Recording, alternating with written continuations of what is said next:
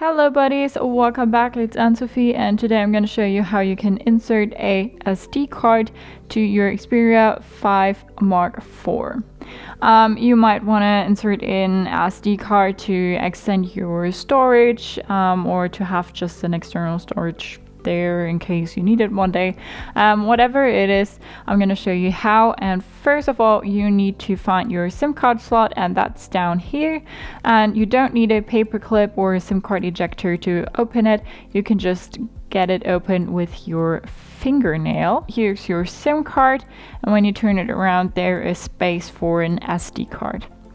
Then you take your SD card and just put it in, and then you take both and put it back in the phone. And then the first thing we need to do is to unlock our SIM card and then unlock the phone and go to settings. Then you can go to storage, and here you have the option to go to your SD card, and here you see it's free. There's nothing on it. There's 16 MBUs.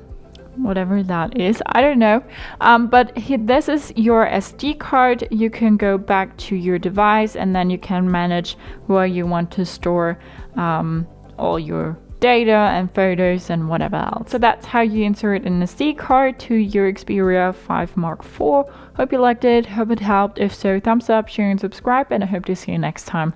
Bye.